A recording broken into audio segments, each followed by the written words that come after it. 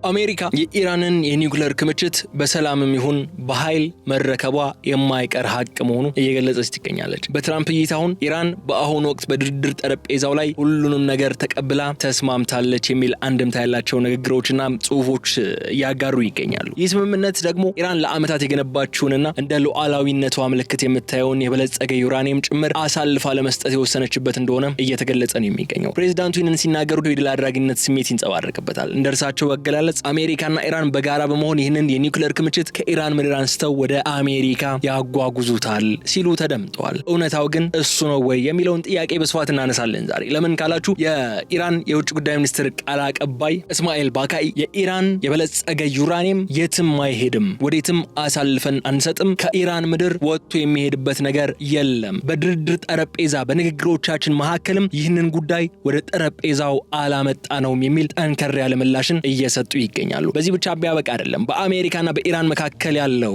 የሰላም ንግግር ጥሩ ተስፋዎች አሉት። ነገሮች በጥሩ መንገድ እየሄዱ ነው። በቀጣይ ቀናት ተጨባጭ የሆኑ ነገሮችን እንጠብቃለን። ወረቀት ላይ ፌርማ ይፈረማል የሚሉ መረጃዎች በሚወጡበት ሰዓት በሁለቱም ወገን በትራምፕ በኩል የሚነሱ ሀሳቦች በኢራን በኩል ውድቅ የማድረግ ዝንባሌዎች እያየን እንገኛለን። ኒውዮርክ ታይምስ ይዞት የወጣው አንድ አርቲክል ምን ይላል መሰላችሁ? የሶስት የኢራን ከፍተኛ ኃላፊዎች እንዳረጋገጡልኝ ከሆነ ትላንት አርብ በተደረጉ ንግግሮች ምክንያት አሜሪካና ኢራን 3 ገጽ ያለው የመጨረሻው ሜሞራንደም ኦፍ አንደርስታንዲንግ ወይም ኤምኦዩ ለመፈራረም የመጨረሻውን ዝግጅታቸውን እያጠናቀቁ ይገኛሉ። ይህ ደግሞ ፍሬምወርኩ ላስቲንግ የሆነ ፒስ ዘላቂ የሆነ ሰላምን የሚያመጣ የሰላም ስምምነት ይሆናል ተብሎ ይጠበቃል ሲል ኒውዮርክ ታይምስ አስነብቧል። ግን በሁለቱም ወገን እየወጡ ያሉ ነገሮች አሁንም አከራካሪ ሆነው ቀጥለዋል። ለምሳሌ ያክል የመጀመሪያው ጉዳይ ስናነሳ ሆርሙዝ ኤፕሪል 22 ቀን የሚጠናቀቀውን የሁለት ሳምንቱን ሲዝፋየር እስኪጠናቀቅ ድረስና ሌሎች አዳዲስ እድገቶች እስኪመጡ ድረስ የሆርሙዝ የባህር ሰርጥ ክፍት ነው የሚል ነገር አንስቶ ነበር። ዛሬ ደግሞ በድጋሜ ሆርሙዝ ስለመዘጋቱ በይፋ አስታውቋል የኢራን አብዮታዊ ዘብ።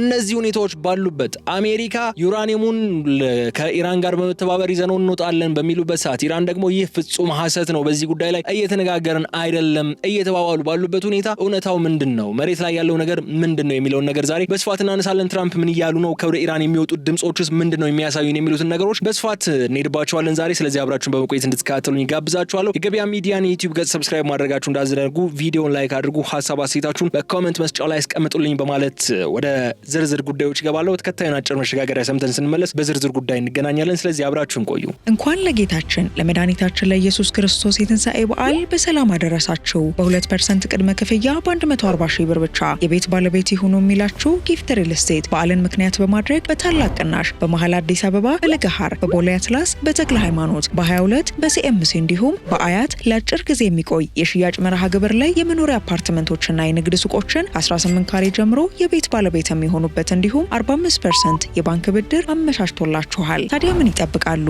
አሁኑኑ የቤት ባለቤት የሆኑ። ለበለጠ መረጃ በ0963 99 93 33 ላይ ይደውሉልን። ጊፍት ሪል ስቴት ማህበረሰብን እንገነባለን። መኖር በጊፍት መንደር። የአሜሪካው ፕሬዝዳንት ዶናልድ ትራምፕ በሲቢኤስ ላይ ባደረጉት አንድ ቃለ ምልልስ ወቅት አሜሪካ ወታደሮቿን ወደ ኢራን ምድር የመላክ ወይም በምድር ጦርነት የመዋጋት ፍላጎት እንደሌላት በድጋሚ አረጋግጧል። ነገር ግን ይህ ማለት አሜሪካ ዝም ብላ ትመለከታለች ማለት አይደለም፣ አብረን ሄደን እንወስዷለን ሲሉ ከዩራኒየሙ ጋር በተያያዘ የተደረሰውን ስምምነት አንጸባርቀዋል። ኢራን ለስምምነቱ ሙሉ በሙሉ ተገዢ መሆኗን ካረጋገጠች በኋላ የሚከናወን የቴክኒክ ሽግግር እንዳለም እየጠቆሙ ይገኛሉ ትራምፕ። ነገር ግን ከዚህ በስተጀርባ ያለው ትልቁ ጥያቄ ኢራን በእውነት ይህንን ውድ ሀብቷን ለአሜሪካ ሰልፋ ለመስጠት ተስማምታለች ወይ የሚለው ነው። የትራምፕ ንግግር ኢራን ከዓለም አቀፉ ማህበረሰብ ፊት እጅ የሰጠችን አስመስሎ ነው እያቀረቡ ያሉት። በቴህራን በኩል ደግሞ በዚህ ሁኔታ ከፍተኛ ቁጣ መቀስቀሱ አይቀሬ ነው። በአሪዞና ላይ ትራምፕ የተጠቀሙት ኒውክሌር ዳስት የሚለው ቃልም የጉዳዩ አሳሳቢነት ወደ ሌላ ደረጃ ከፍ አድርጎታል። ፕሬዚዳንቱ ይህንን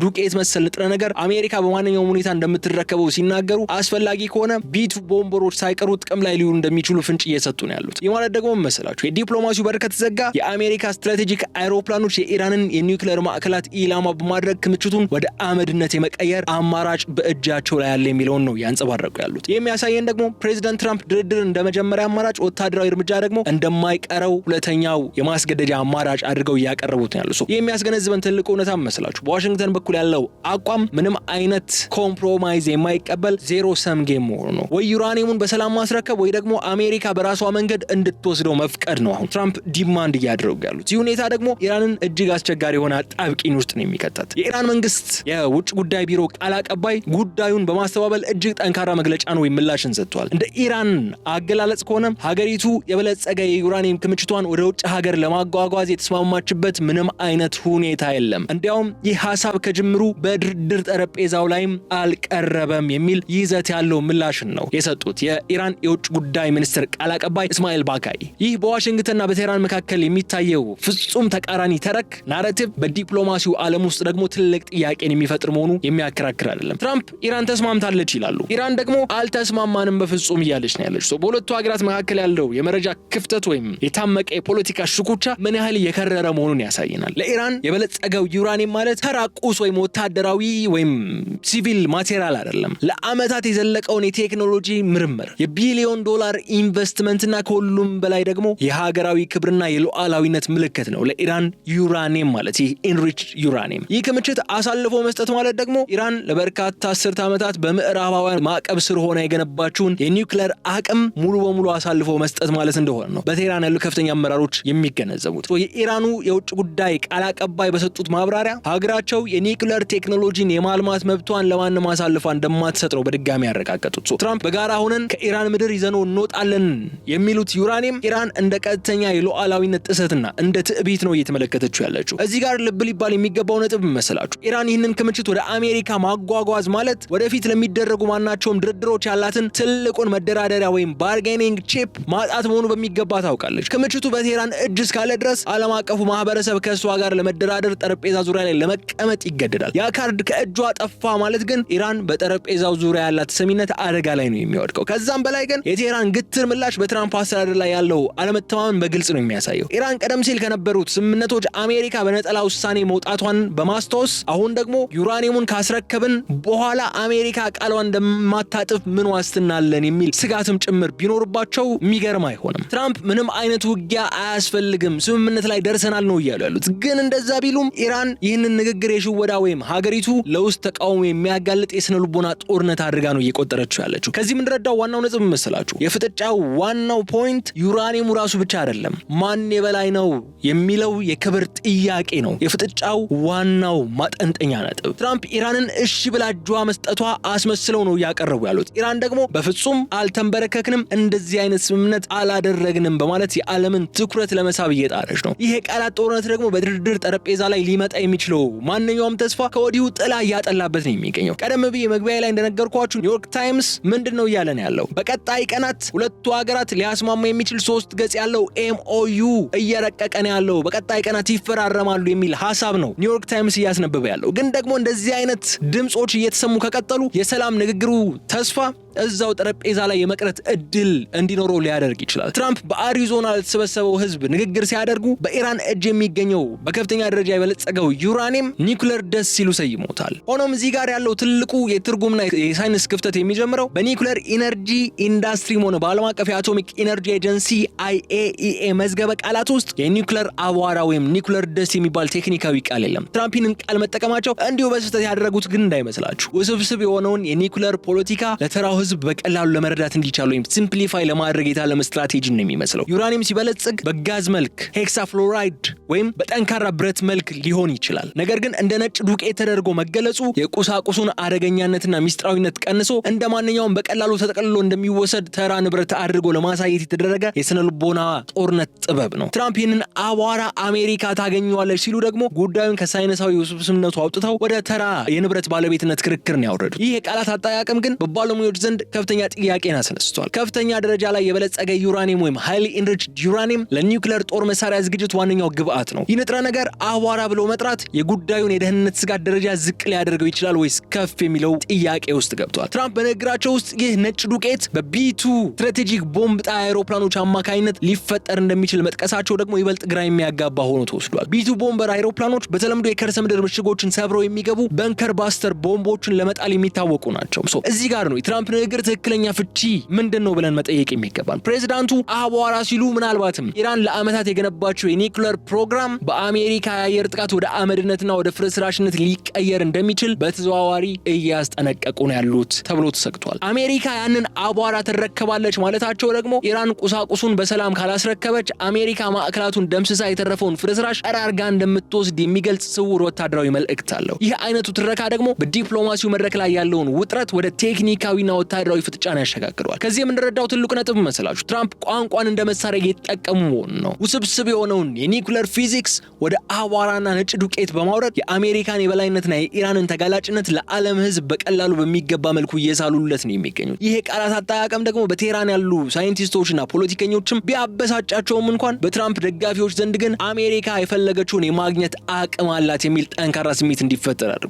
ፕሬዝዳንቱ ከሲቢኤስ ጋር በነበራቸው ቆይታ ሌላኛው ያብራሩት ነጥብ ደግሞ ወታደሮቻቸውን ወደ ኢራን ስለመላክ ጉዳይ ነው። ወታደሮቻችሁን ወደ ኢራን ትልካላችሁ ወይ ተብለው ሲጠየቁ ያለምንም ማመንታት አይ ምንም አይነት ወታደር ወደ ኢራን አንልክም በማለት ነው ምላሽ የሰጡት። ይህ ንግግር ትራምፕ አሜሪካን ወደ አዲስ የመካከለኛው ምስራቅ የምድር ጦርነት ውስጥ የማስገባት ፍላጎት እንደሌላቸው ለህዝባቸው የገቡት ቃል አካል ነው። ነገር ግን ጥያቄው እዚህ ጋር ነው። ወታደር ወደ መሬት ሳይላክ ወደ ኢራን ምድር ሳይገባ በቴህራን ውስጥ በከርሰ ምድር ምሽጎች ውስጥ የታሸገውን የኒውክሌር ክምችት እንዴት በአሜሪካ እጅ ውስጥ ሊገባ ይችላል? ኢራን አውጥታ ልታስረክባቸው ነው ወይ የሚል ጥያቄ ያስነሳል። ትራምፕ ለዚህ ጥያቄ የሚሰጡት ስውር መልስ ደግሞ በአሜሪካ የአየር ላይ የበላይነት የተመሰረተ ነው፣ ከነሱ ጋር አብረን ገብተን እንወስደዋለን ነው እያሉ ያሉት። ይህ የሚሆነው ደግሞ ስምምነት ሲኖር ብቻ እንደሆነ ጠቅሷል። ነገር ግን በንግግራቸው ውስጥ ወዳጃዊ ያልሆነ መንገድ ወይም አንፍሬንድሊ ፎርም በማለት የጠቀሱት አማራጭም አለ። የአሜሪካ የአየር ኃይል ስትራቴጂም የሚጠቁም ነው ይህ አማራጭ። ትራምፕ ወታደሮች ኢራን መሬትን አይረግጡም ሲሉ አሜሪካውያን ወታደሮች በኢራን ጎዳናዎች ላይ ሲዋጉ አይታዩ ማለታቸውን እንጂ የአሜሪካ ቴክኖሎጂና አይሮፕላኖች የኢራንን ሰማይ አያርሱም አይቆጣጠሩ ማለታቸው እንዳልሆነ ግን መገንዘብ እንችላለን። ይህ ስሌት የሚያሳየው ርቀት ላይ ሆኖ የመቆጣጠር ወይም ስታንድ ኦፍ ካፓቢሊቲ ስትራቴጂ ነው። ትራምፕ እንደሚሉት ከሆነ አሜሪካ የኢራንን የኒውክሌር ጣቢያዎች በከፍተኛ የቴክኖሎጂ ድጋፍና በአየር ኃይል በማሽመድመድ ኢራን ቁሳቁሱን በራሷ እጅ አሳልፋ እንድትሰጥ ወይም የአየር ላይ ዝውውር እንድታመቻች ጫና የማድረግ እቅድ እንዳላቸው የሚያሳዩ ንግግሮች ነው እያደረጉ ያሉ። ይህ ደግሞ የኒውክሌር ደስቱ ከሚለው ንግግራቸው ጋር በቀጥተኛ የሚገናኝ ነው። ቁሳቁሱ በሰላም ካልተሰጠ በአየር ድብደባ ወደ አቧራነት ተቀይሮ ኢራንን ጥቅም አልባ ያደርጋታል። አሜሪካም ወሰድኩት የምትለው ያንኑ የከሸፈ የኒውክሌር ህልም ይሆናል ማለት ነው። ይህ ስትራቴጂ እጅግ አደገኛ የሆነ ቁማር ነው ይዞ የሚመጣው። ያለ ምድር ጦር ጣልቃ ገብነት ብቻ የኒውክሌር ክምችትን መቆጣጠር ይቻላል ተብሎ ማሰብ በወታደራዊ ሳይንስ እይታ እጅግ አዳጋች ነው።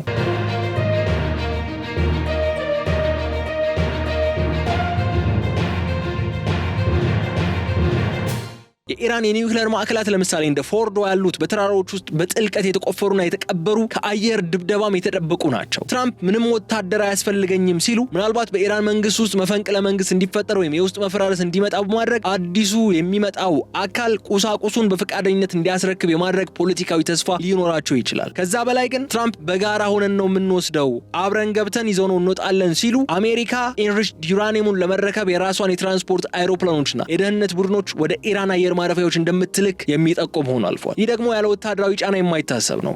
ይህ ኖ ትሩፕስ የሚለው የትራምፕ መፈክር የአሜሪካን ህዝብ ከጦርነት ስጋት ለማረጋጋት እንጂ በተግባር ከፍተኛ የሆነ የአየርና የባህር ኃይል ኦፕሬሽን የሚጠይቅ ስልት መሆኑ ግልጽ ነው። ምናልባት ኢራን በፈቃደኝነት ተስማምታ ዩራኒየሙን ለማስረከብ ካልቻለች በስተቀር ማለት ነው።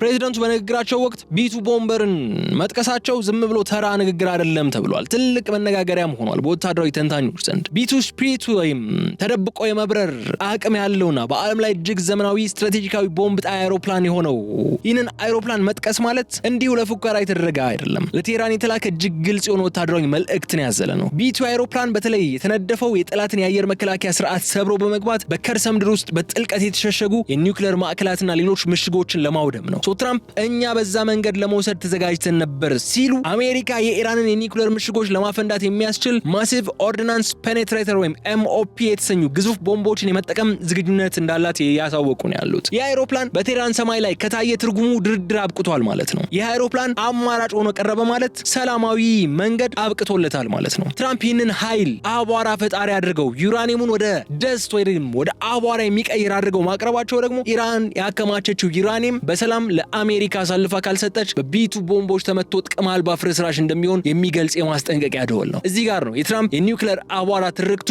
ከወታደራዊ እውነታ ጋር የሚጋጨው። ዩራኒየም በቦምብ መምታት ማለት የኒውክሌር ራዲዬሽን ሊያስከትል የሚችል እጅግ አደገኛ እርምጃ ነው። ነገር ግን ትራምፕ ይህንን ውስብስብ ስጋት ወደ አቧራ ዝቅ አድርጎታል። የአቀራረብ ደግሞ በኢራን በኩል አሜሪካ የአካባቢ ጥፋትን ለማድረስ እንኳን ወደ ኋላ አትልም የሚለውን ስጋት እንዲፈጠር አድርጓል። ለትራምፕ ደጋፊዎች ደግሞ ይህ አሜሪካ የፈለገችውን ቦታ ሰብራ መግባት የምትችል ሀያል ሀገር ናት የሚለውን ነጥብ የሚያረጋግጥላቸው ሆኗል። የቢቱ አይሮፕላን መነሳት በዚህ ሂደት ላይ አሜሪካ የኢራንን የኒውክሌር መሰረተ ልማት ሙሉ በሙሉ የመደምሰስ አቅም እንዳላት ማሳየት ስለተፈለገ ነው። ትራምፕ በዛ መንገድ መውሰዱ ትንሽ አደገኛ ነው የሚል ሀሳብ ማንሳታቸው ደግሞ ወታደራዊ እርምጃው ላይ ያስከትል የሚችለውን ቀጠናዊ ጦርነት፣ የራዲዮ አክቲቭ ብክለት እንደሚያመጣ ቢረዱም ኢራን በሰላማዊ መንገድ ዩራኒየሙን ለማስረከብ ካልተስማማች ግን ያንን አደጋ ለመቀበል ዝግጁ መሆናቸውን አሳይቷል። ይህ ደግሞ ጫፍ የረገጠ ዲፕሎማሲ ተብሎ እንዲገለጽ አድርጎታል። ፕሬዚዳንት ትራምፕ ስለ ኒውክሌር ደስና ስለ ቢቱ ቦምብ አይሮፕላኖች ደስ እያላቸው በሚናገሩበት ወቅት ደግሞ በኢራንና በጎረቤት ሀገራት የሚኖሩ በሚሊዮኖች የሚቆጠሩ ሰዎች የሚያዩት የቴክኖሎጂ የበላይነት አይደለም፣ የጨረር ብክለትና የጦርነት ስጋትን ነው እየተመለከቱ ያሉት። ትራምፕ በዛ መንገድ መውሰዱ ትንሽ አደገኛ ነው ሲሉ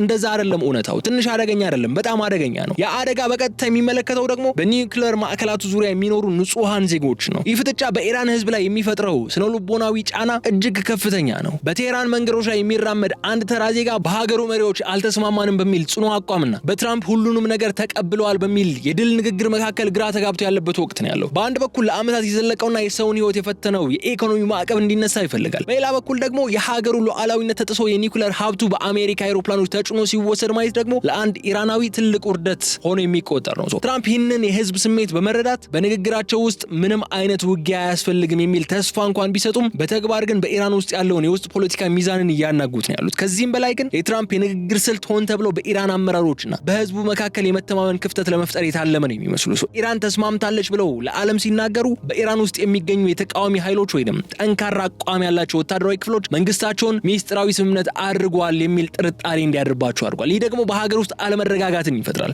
ትራምፕ ይህንን የስነልቦና ጦርነት እንደ መሳሪያን በመጠቀም ኢራን ከውስጥ በኩል እንድትዳከምና ለድርድር ይበልጥ እንድታጎነብስ እየጣሩ ነው የሚገኙት። ትራምፕ አሜሪካ የኢራንን የኒውክሌር ክምችት ትረከባለች ሲሉ ደግሞ ይህ ንግግር በሞስኮ በቤጂንግ እና በአውሮፓ ዋና ከተሞች ውስጥ ትልቅ ድንጋጤን ነው የሚፈጥረው። በነጠላ ውሳኔ የሌላን ሀገር የኒውክሌር ሀብት በሰላም ይሁን በኃይል ወስዳለው ስትል ሁለተኛው የዓለም ጦርነት በኋላ የተገነባውን ዓለም አቀፍ የሉዓላዊነት መርህና የኒውክሌር ስምምነቶች ወይም ኤንፒቲ መሰረት የሚንድ ድርጊት ተደርጎ ሊወሰድ ይችላል። በተለይ ሩሲያና ቻይና ይህንን የትራምፕን አካሄድ በጥንቃቄ ነው የሚመለከቱት። ለሞስኮ አሜሪካ በኢራን ላይ የምታሳየው ይህ አይነቱ የበላይነት በቀጠናው ያላትን የኃይል ተጽዕኖ የሚቀንስባት ነው። ትራምፕ የኒውክሌር ደስቱን ወደ ዋሽንግተን ለማጓጓዝ የሚያደርጉት ጥረት ከተሳካ አሜሪካ በመካከለኛው ምስራቅ ላይ ያላትን ፍጹም የበላይነት ዳግም የምታረጋግጥበት ሊሆን ይችላል። ይህ ደግሞ ለሩሲያ ስትራቴጂካዊ ሽንፈት ነው። በሌላ በኩል ቻይና ከኢራን ጋር ያላትን የኢኮኖሚ ትስስርና የነዳጅ ፍላጎት አደጋ ላይ እንዳይወድቅ በመስጋት የአሜሪካን ማስፈራሪያ በዓለም አቀፍ የንግድና የጸጥታ ሁኔታ ላይ እንደተደቀነ ስጋት ትመለከተዋለች። አውሮፓውያን ደግሞ በሁለት ሰዓት መካከል ነው የሚቆሙት። በአንድ በኩል ኢራን የኒውክሌር መሳሪያ ባለቤት እንዳትሆን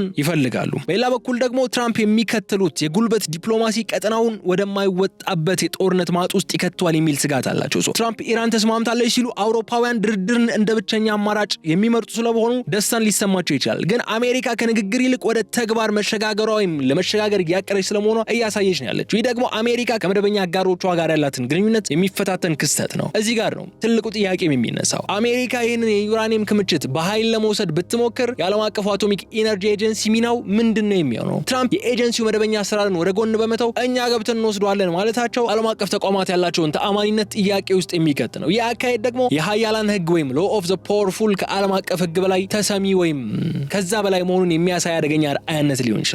የሚያሳየን በትራምፕና በኢራን መካከል ያለው ፍጥጫ ሌሎች ሀገራትም ትልቅ ትምህርትና ማስጠንቀቂያ ይዞ በመጣ መሆኑ ነው። እንደ ሰሜን ኮሪያ ያሉ ሀገራት አሜሪካ በኢራን ላይ የምትወስደውን እርምጃ በማየት የራሳቸውን የኒውክሌር ስትራቴጂ ሊያጠናክሩ ይችላሉ። ትራምፕ የኒውክሌር ደስቱን እንወስደዋለን የሚሉት አገላለጽ በአሁኑ ወቅት የዓለምን ፖለቲካዊ አስተላለፍ የሚበክል ወይም የሚቀይር አዲስ የፍጥጫ ማዕከል ሊሆነው። ግን ማን ነው እውነቱ እየተናገረ ያለው? በአንድ በኩል ፕሬዚደንት ትራምፕ ኢራን ሁሉንም ነገር ላይ ተስማምታለች ሲሉ፣ በሌላ በኩል ደግሞ ቴህራን ምንም አይነት ስምምነት የለም ትላለች። ይህ አይነቱ ፍጹም ተቃራኒ መረጃ በዓለም አቀፍ ግንኙነት ውስጥ ፎግ ኦፍ ኢንፎርሜሽን ወይም የመረጃ ጭጋግ ተብሎ የሚጠራውን ሁኔታ ይፈጥራል። ትራምፕ ይህንን ስልት የሚጠቀሙት ሆን ብለው የኢራንን አመራሮች ግራ ለማጋባትና በዓለም ፊት አቅመ ቢስ አድርጎ ለማሳየት እንደሆነ ግልጽ ነው። ትራምፕ ኢራን ተስማምታለች ብለው ለዓለም ሲያውጁ የቴህራንን መንግስት አስቸጋሪ ምርጫ ውስጥ እየከተቱት ነው። ኢራን ስምምነቱን ብታምን በሀገር ውስጥ ያሉ ኃይሎች መንግስትን ሉዓላዊነት አሰልፎ ሰጥቷል በሚል ሊወነጅሉት ይችላሉ። ስምምነቱን ካስተባበለ ደግሞ ትራምፕ እኛ በሰላም ነገሮችን ለመፍታት ፈልገን ነበር እነሱ ግን እምቢ ያሉ በሚል ወታደራዊ እርምጃውን ህጋዊ ሽፋን ወይም ፕሪቴክስት ለመስጠት ይጠቀምበታል። ይህ በትራምፕ በኩል የተቀመጠ የማስገደጃ ወጥመድ ነው ብሎ መውሰድ ይቻላል። ፕሬዚዳንቱ በንግግራቸው ውስጥ በዛ ጊዜ ስምምነት ይኖረናል ማለታቸው ምናልባትም በዝግጅት ላይ ያለው ወይም ለኢራን የቀረበ የመጨረሻ ማስጠንቀቂያ ወይም አልቲሜተም መኖሩን ይጠቁማሉ። ሌላ ትልቁ ሚስጥር ያለ የሚመስለው ግን መሰላችሁ የዩራኒየም ክምችቱ ስምምነት በትክክልም ቢኖርና ኢራን ግን ለህዝቧ ይፋ ለመናገር ፈርታስ ቢሆን የሚል አንድምታም ይነሳል። በዲፕሎማሲ ታሪክ ውስጥ ብዙ ጊዜ እንደሚታየው ትልልቅ ስምምነቶች መጀመሪያ የሚደረጉት ከታይታ በራቀ ሚስጥራዊ በሮች በስተጀርባ ነው። ትራምፕ ከእነሱ ጋር አብረን ሄደን ይዘነው እንወጣለን ሲሉ ንግግር ምናልባትም ከኢራን የቴክኒክ ባለሙያዎች ጋር የተደረገ የቅድመ ዝግጅት ንግግር ውጤት ሊሆን ይችላል። ሆኖም ኢራን ይህንን በይፋ ማስተባበሏ ስምምነቱ ገና እንዳልጸና ወይም በኢራን የውስጥ ስልጣን ተዋረድ ውስጥ ስምምነት ላይ እንዳልተደረሰበት የሚያሳይ ነው። በትራምፕ በኩል ያለው የሽወዳ ፖለቲካ ዓላማው ደግሞ ግልጽ ነው። እሱም የማይቀረውን ውጤት ቀድሞ ማወጅ ነው። ትራምፕ ኢራን እንድትስማማ ከመጠበቅ ይልቅ ተስማምታለች ብለው በማወጅ ዓለም አቀፉ ማህበረሰብ ጉዳዩ እንዳበቃለት እንዲያምን እያደረጉ ነው የሚገኙት። ይህ ደግሞ በኢራን ላይ ያለውን ዲፕሎማሲያዊ ጫና በእጥፍ እንዲጨምር ያደርገዋል። ሁሉም ሰው ተስማምተሃል እያለህ ነው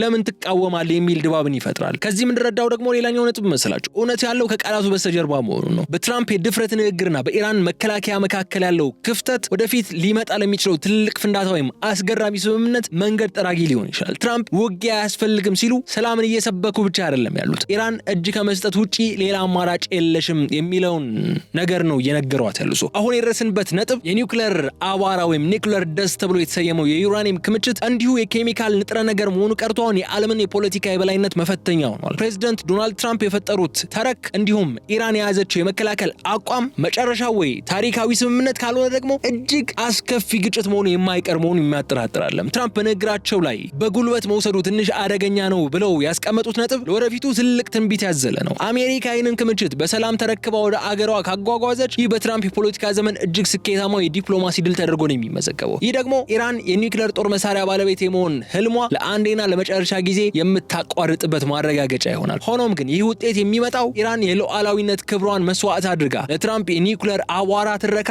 እጅ ስትሰጥ ብቻ ነው። በተቃራኒው ደግሞ ድርድሩ ከከሸፈና ኢራን ክምችቱን አልሰጥም ብላ ካለች ቀደም ብለን እንዳነሳ ነው የቢቱ ቦምብ አይሮፕላኖች ጥላ እውን መሆኑ አይቀርም። ወደ አካባቢው መንቀሳቀሳቸው የሚቀር አይመስልም። በእውነትም ግን የኢራን የኒውክሌር ማዕከላት ፈርሰው የሚቀረው ፍርስራሽ ነው የሚሆነው ወደዛ እርምጃ ከተገባ። ይህ ደግሞ መካከለኛው ምስራቅን ወደማይወጣበት የጦርነት ማጥ ውስጥ ከመክተቱም በላይ በዓለም አቀፍ ደረጃ የኒውክሌር ቁጥጥር ስርዓትን ሙሉ በሙሉ ሊያፈራርሰው ይችላል። ትራምፕ ስምምነት ይኖረናል በሚለው ተስፋቸውና ወዳጃዊ ባልሆነ መንገድ እንወስደዋለን በሚሉት ማስፈራሪያቸው መካከል የቆሙት ዓለምን እጅግ አደገኛ በሆነ የቁማር ጠረጴዛ ላይ ነው ያስቀመጧት። በመጨረሻ ግን የዛሬው ልዩ ጥንቅራችን የሚያሳየን ትልቁ ቁም ነገር መሰላችሁ በዘመናዊ ዓለም ኃይል የሚለካው በመሳሪያ ብዛት ብቻ ሳይሆን ትረካን ወይም ናሬቲቭን የመቆጣጠር አቅምን በመያዝ ጭምር መሆኑን ነው። ትራምፕ ኒውክሌር ዳስት የሚል አዲስ ቃል በመፍጠር የኢራንን የኒውክሌር አቅም ትርጉም ዝቅ እንዲል አድርገዋል። ኢራን ደግሞ በይፋዊ ማስተባበያዎቹ አማካኝነት የዲፕሎማሲያዊ ጥንካሬዋን ለማሳየት እየጣረች ነው ያለችው። ታሪክ ግን የሚመዘግበው በንግግር የተረታውን ሳይሆን በተግባር ቁሳቁሱን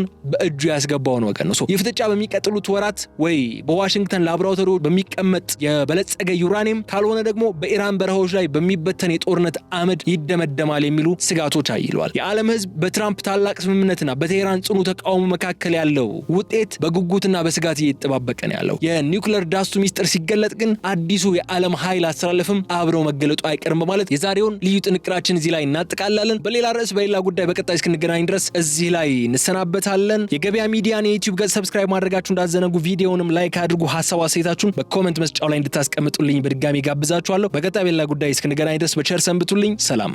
እንኳን ለጌታችን ለመድኃኒታችን ለኢየሱስ ክርስቶስ የትንሣኤ በዓል በሰላም አደረሳችሁ። በ2% ቅድመ ክፍያ በ140 ሺህ ብር ብቻ የቤት ባለቤት ይሁኑ የሚላችሁ ጊፍት ሪል ስቴት በዓልን ምክንያት በማድረግ በታላቅ ቅናሽ በመሃል አዲስ አበባ በለገሃር፣ በቦሌ አትላስ፣ በተክለ ሃይማኖት፣ በ22 በሲኤምሲ እንዲሁም በአያት ለአጭር ጊዜ የሚቆይ የሽያጭ መርሃ ግብር ላይ የመኖሪያ አፓርትመንቶችና የንግድ ሱቆችን 18 ካሬ ጀምሮ የቤት ባለቤት የሚሆኑበት እንዲሁም 45% የባንክ ብድር አመቻችቶላችኋል። ታዲያ ምን ይጠብቃሉ? አሁን የቤት ባለቤት የሆኑ። ለበለጠ መረጃ በ0963 99 93 33 ላይ ይደውሉልን። ጊፍት ሪል ስቴት ማህበረሰብን እንገነባለን። መኖር በጊፍት መንደር።